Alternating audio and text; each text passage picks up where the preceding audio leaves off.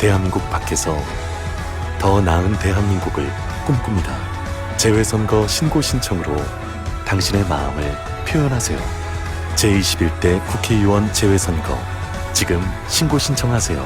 아름다운 선거, 행복한 대한민국. 중앙선거관리위원회.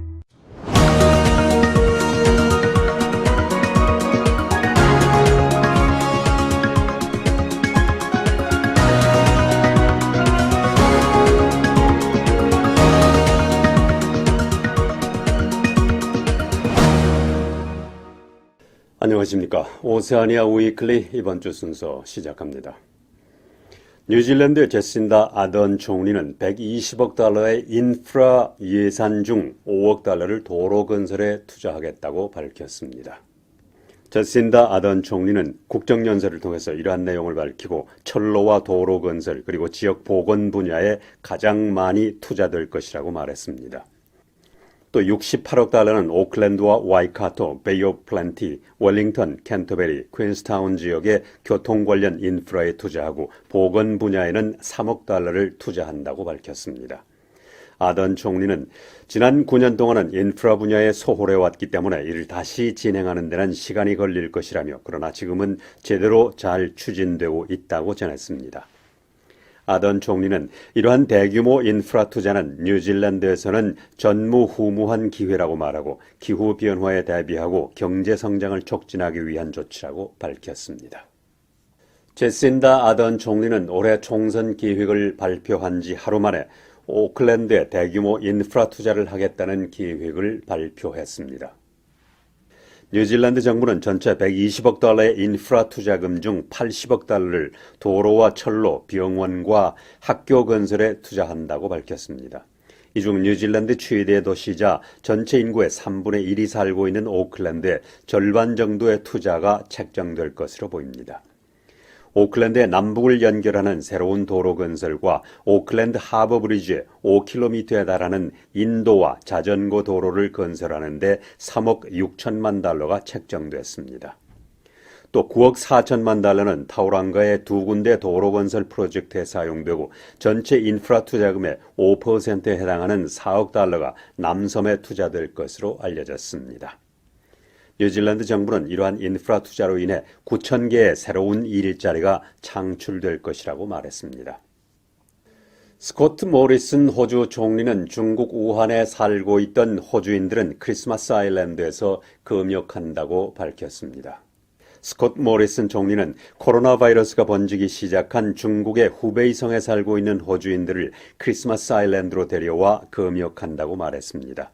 중국의 우한에는 600여 명의 호주인들이 살고 있는 것으로 알려져 있는데 2월 3일 현재 코로나 바이러스로 숨진 사람은 305명, 감염된 사람은 14,300명으로 전해지고 있습니다.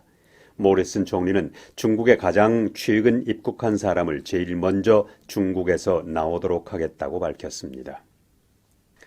뉴질랜드 정부는 뉴질랜드와 태평양 섬나라 국가로부터 코로나 바이러스를 예방하기 위해 중국이나 중국을 통해서 들어오는 모든 여행자들의 뉴질랜드 입국을 일시 금지하기로 했습니다. 이러한 조치는 2월 3일 월요일부터 14일간 실시하고 48시간에 한 번씩 코로나 바이러스의 감염 상황을 점검하기로 했습니다. 뉴질랜드 정부는 2월 2일 이후 중국을 경유해 뉴질랜드로 들어오는 모든 여행자들은 뉴질랜드 입국이 거부된다고 발표했습니다. 또 2월 2일 뉴질랜드에서 환승하는 모든 외국인은 도착 시 강화된 점검을 받지만 점검하는 데 시간이 걸리게 됩니다. 뉴질랜드 시민권자와 영주권자가 뉴질랜드로 돌아올 때 그의 직계 가족과 함께 14일간 자가 격리돼야 합니다. 제신다 아던 총리는 외무부가 모든 뉴질랜드인에게 중국을 방문하지 말 것을 강력하게 권고했다고 말했습니다. 영국이 5세대 5G의 이동통신망 비핵심 분야의 중국 화웨이 장비를 사용하기를 결정했다고 미국의 소리가 보도했습니다. 영국 정부는 핵심 분야의 경우 위험 부담이 큰 회사의 장비를 사용하지 않을 것이라고 밝히고 그러나 무선 접속망 같은 비핵심 분야의 경우 35%까지 공급을 허용할 것이라고 말했습니다. 영국 정부는 공급업체의 이름을 직접 언급하지는 않았으나 영국 이동통신망 구축에 보안상 위험을 주는 위험한 업체들이라고 우회적으로 화웨이를 지목했습니다. 이에 화웨이는 영국 정부의 이번 결정이 이동통신망을 구축하는 데 한층 선진적이고 안전하며 비용 절감적인 효과를 가져올 것이라고 밝혔습니다. 한편 영국의 이 같은 발표는 보안상 위험하다는 이유로 중국의 통신 장비업체 화웨이 장비를 사용하지 말라는 미국의 경고에도 불구하고 나온 것입니다. 앞서 마이크 폼페오 국무장관은 영국이 5세대 통신망 구축에 화웨이 장비를 사용할 경우 주권이 위태로워질 것이라고 경고한 바 있습니다. 뉴질랜드인들은 연간 17억 개의 플라스틱 용기를 쓰레기통이나 재활 쓰레기통에 버리고 있는 것으로 새로운 연구 결과 밝혀졌습니다. 이러한 연구는 쓰레기 처리 기관인 Waste Management Institute가 실시한 것으로 재활용이 가능한 플라스틱 병과 용기의 40% 정도가 실제로는 땅에 묻히고 있다는 사실을 발견했습니다. 이번 연구는 뉴질랜드 전국 8군데 지역 850가정을 대상으로 실시한 것으로 9,700만 개의 플라스틱 드링크와 우유병이 재활용되지 않고 쓰레기통으로 들어가는 것으로 나타났습니다. 또 재활용이 가능하거나 쓰레기통으로 들어가는 일회용 드링크병은 가구당 연간 188개인 것으로 조사됐습니다. 이번 연구를 통해 뉴질랜드인들이 재활용이 가능한 쓰레기와 그렇지 않은 쓰레기를 구분하는 방법을 확실하게 알아야 할 필요가 있다는 지적이 나왔습니다. Waste Management Institute 측은 플라스틱 용기가 어떻게 만들어지고 디자인되는가를 모든 각도에서 재고하고 재활용이 가능한 용기는 최대한 재활용할 수 있도록 해야 한다고 말했습니다. 코로나 바이러스가 세계적으로 번지면서 중국인 출입 금지 등 중국인에 대한 인종차별적인 반응이 나오고 있습니다. 트위터와 페이스북을 포함한 소셜미디어에서 중국인에게 인종차별을 느낄 수 있는 욕설과 증오의 글이 올라오고 있고 중국인에게 폭력을 가하라는 등의 제안도 올라오고 있습니다. 이러한 감정은 점차 실제 생활의 차별로 아시아와 서방 국가들 사이에서 번져가고 있습니다. 한국의 일부 비즈니스에서는 중국인 고객을 거부하고 있고 중국인 출입 금지라는 표시를 창문에 붙이기도 하고 있습니다.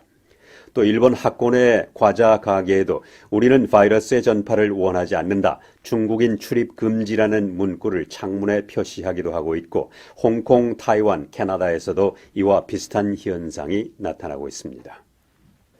호주 퀸슬랜드의 학부모들은 아이들을 학교에 보내기보다 가정에서 가르치는 학부모들이 늘어나고 있는 것으로 나타나고 있습니다. 이에 대해 교육 전문가들은 퀸슬랜드 지역의 교육 시스템에 대해 신뢰가 떨어지고 있다는 결과라고 말했습니다. 퀸슬랜드 교육부 통계에 따르면 지난 5년 동안 가정에서 아이들을 가르치는 홈스쿨링 숫자가 2배가량 늘어난 것으로 밝혀졌습니다. 퀸슬랜드의 홈스쿨링 숫자는 지난 2015년에 1770가구였으나 지금은 3500가구로 나타났습니다. 이에 대해 퀸슬랜드 대학 교육 전문가는 이러한 현상은 시급히 고쳐져야 할 우려스러운 현상이라고 말했습니다. 퀸슬랜드 대학의 로나 파가로 박사는 이는 커다란 문제로 교육 문제를 현저하게 향상시켜야 할 필요가 있다며 교사들의 협력이 더욱 많이 요청된다고 전했습니다. 영국이 유럽연합에 전신은 유럽 경제 공동체 ECC에 합류한 지 47년 만에 국민투표에서 유럽연합 탈퇴를 결정하고 3년여 만에 공식 탈퇴했습니다. 영국 현지 시각으로 지난 1월 31일 밤 11시 영국이 유럽연합에서 공식 탈퇴하자 환호와 우려의 목소리가 터져나왔습니다. 유럽연합에 남아있기를 원하던 스코틀랜드에서는 촛불 시위가 열렸지만 영국의 유럽연합 탈퇴를 찬성하던 사람들은 런던 의회 광장에서 파티를 열었습니다. 보리스 존슨 영국 총리는 EU 탈퇴 1시간 전 소셜미디어를 통해서 영국의 유럽연합 탈퇴는 놀라운 희망의 순간이며 도저히 오지 않을 것으로 생각했던 순간이었다는 메시지를 남겼습니다. 보리스 존슨 총리는 중요한 것은 끝이 아니라 지금이 시작이라고 말하고 지금이야말로 진정으로 시작하고 변화하는 순간이라고 덧붙였습니다. 뉴질랜드 관광부 장관은 관광업체 대표들과 코로나 바이러스로 인한 수백만 달러의 손실에 대비할 방법을 찾아보자고 제안했습니다. 중국은 이번 주부터 모든 해외 관광 그룹에 입국을 금지하자 뉴질랜드 관광업계도 예약 취소 소동이 일고 있습니다. 중국 측의 관광 금지 조치로 인해 설 연휴에 뉴질랜드를 방문하기로 돼 있던 4천여 명의 중국인들이 들어오지 못했습니다. Tourism Industry Out야로와는 이로 인해 일부 대규모 관광업체는 한 달에 수백만 달러의 손해를 보게 될 것이라고 말했습니다. 케빈 데이비스 관광부 장관은 정부가 코로나 바이러스에 대해 심각하게 생각하고 있다고 말하고 그러나 더 분명한 그림이 나오면 정책을 결정하게 될 것이라고 말했습니다. 한편 에어 뉴질랜드는 오클랜드 상하이 노선을 2월 9일부터 3월 29일까지 폐쇄한다고 발표했습니다. 한국의 국가보훈처는 6.25 전쟁 70주년을 기념하고 유엔 참전국과의 지속적인 교류 협력을 위해서 2020년 한국 뉴질랜드 참전용사 후손 비전 캠프를 2월 2일부터 5박 7일간 계속한다고 밝혔습니다. 이번 비전 캠프는 6.25 전쟁을 통해 맺어진 참전 인연을 후손들을 통해 이어가고 작년 9월 대한민국과 뉴질랜드 보훈처 간 체결한 상호협력과 교류를 위해 진행되는 것입니다. 캠프 참가자는 한국 내 대학생 20명과 뉴질랜드 참전용사 후손 대학생 20명 등 모두 40명으로 이루어졌습니다. 이어서 미국의 소리 뉴스를 보내드리겠습니다. 중국 우한에서 촉발된 신종 코로나 바이러스의 감염 경로가 광범위해지고 있는 것으로 나타났습니다. 중국 내 사망자 수도 2012년 유행한 사스를 넘어서고 있는데요. 중국과 국경을 맞닿은 북한도 바짝 긴장하고 있습니다만 열악한 위생과 방역 상태가 난제로 지적되고 있습니다. 첫 소식 안소영 기자가 보도합니다. 중국 우한에서 지난해 12월 31일 첫 발병 사례가 보고된 이후 중국 내 신종 코로나 바이러스 감염자와 사망자 수는 계속 늘고 있습니다. 중국 보건부는 2월 3일 0시 현재 전국 31개 성에서 우한 폐렴 확진자는 17,205명이며 사망자는 361명이라고 밝혔으며 이 가운데 우한 지역 사망자 수만 224명이었습니다. 한 달여 만에 지난 2002년 11월 창궐해 9개월 동안 5,300여 명이 감염되고 349명이 사망한 사스의 전파력을 추월한 겁니다. 신종 코로나 바이러스의 감염 경로는 다양화하고 있습니다.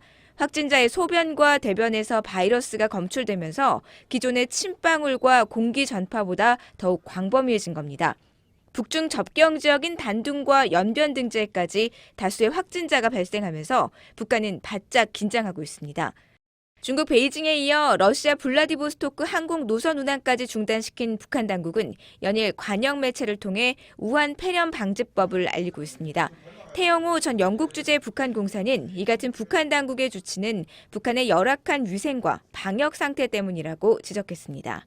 방역에 필요한 기초적인 장비나 시설이 매우 부족하고 이번에 신종 코로나 바이러스와 관련해서도 지어 마스크도 없어서 주민들에게 손수건으로 입을 가리고 기침하세요 라고 하고 있는 정도입니다. 소독차 같은 것은 거의 없는 상태입니다. 세계보건기구 WHO와 미국 질병통제예방센터 CDC는 손을 비누로 더욱 자주 씻을 것과 기침, 재채기 시 팔꿈치로 입을 가릴 것을 권고할 뿐 특별한 예방법을 제시하지 못하고 있습니다. 의약품과 관련 시약 등이 부족한 북한은 국제사회의 방역 설비 지원을 요청하고 국제기구에 투명하게 정보를 공유하는 등 협력해야 한다고 전문가들은 지적했습니다. BOA 뉴스 안소영입니다. 오세아니아 위클리 이번 주 순서를 마칩니다. 다음 주에 뵙겠습니다. 감사합니다.